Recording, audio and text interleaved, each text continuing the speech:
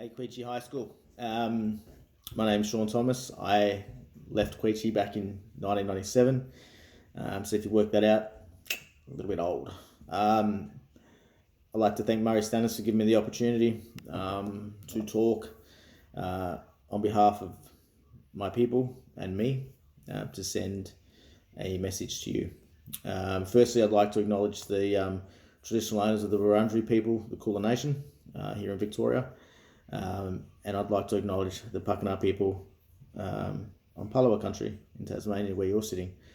A little bit about myself. I grew up on Cape Barren Island. It's in the Bass Strait, just off Launceston. 89 people, population, 11 kids in my school.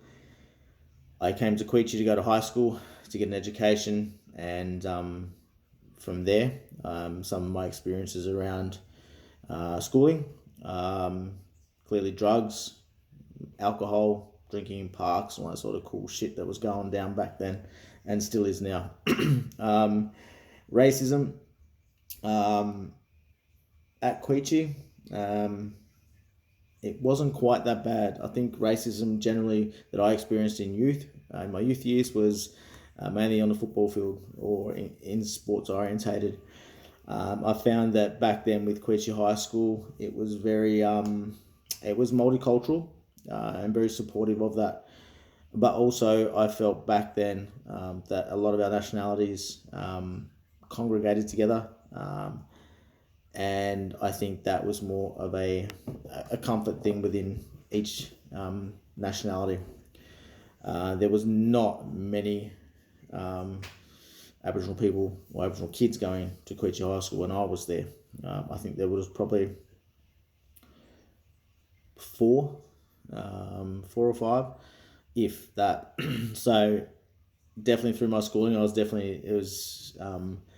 very separated, very singled out quite a lot. But in saying that, the good things were that I still mingled, mixed, and had lots of great friends, no matter what colour they were. And I think that was basically around supporting each other and just having an open mind that no matter who we are or where we come from, we are all humans and we all need to care for each other and support ourselves and our people. And that's including your own and others. I've worked in child protection. I've helped find family for kids, Aboriginal kids in out-of-home care across Victoria for the last couple of years.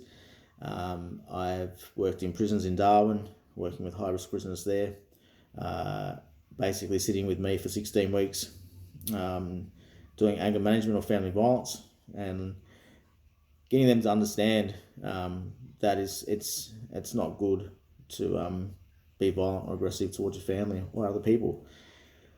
I've worked in AOD. I've also, when I was younger, I smoked drugs through school. I stayed with boxing, so most of my through my youth, from about 15, 14, I became quite committed to boxing. I represented Australia. I got a bronze medal there, and I've continued that legacy because I find that it keeps me out of trouble. Still to this day, I've never really been able to manage alcohol, as in if there's a six-pack there, I'll drink the six-pack. I don't know if that's typical with you guys now at this age, but I kind of, my goals I use and what I do with my working career, it's crisis driven. So my objectives here is to send a message to you guys, but also explain to you that no matter how far or shit your life can be, or low, in any space, especially mental health, you've always got to have that supportive person around you, with you. If not, find them, speak up and ask. Now with reconciliation, that's about acknowledging our past history of stolen generation, and the removal of children, my family's, and possibly some of yours. And that's not about now pointing the stick or the finger and blaming people. Right now we need to stand up as one and work together and support each other.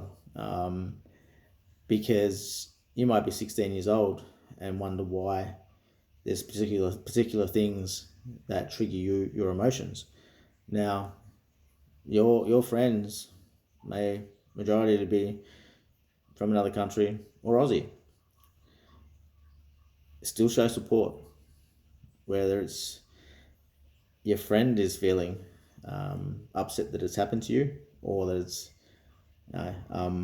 you're upset and they're supporting you. So I think what I'm trying to say is that no matter your journey, no matter where you come from, we can always care for each other. And reconciliation is about that. It's about showing each other respect. It's about acknowledging our past, educating our past for the future kids. Now, by doing that, it's walking as one, and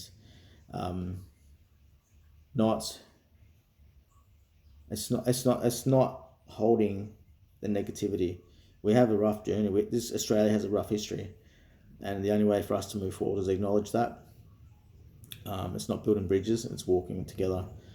So, guys and girls, have some dreams, chase them, get them done. Because if anyone can get through shit that I've gotten through, you guys can too. And I'm a pure example of coming from the bottom and getting to the top. And I've still got goals. I've still got aspirations.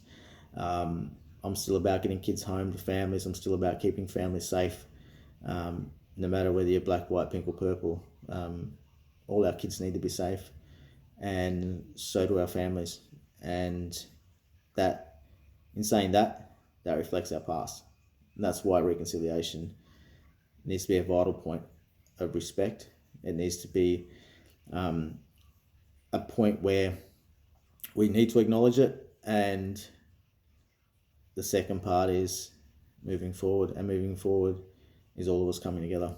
So come together, respect each other, no matter who you are and no matter where you come from. And by doing that, we keep moving forward. Peace. Take care.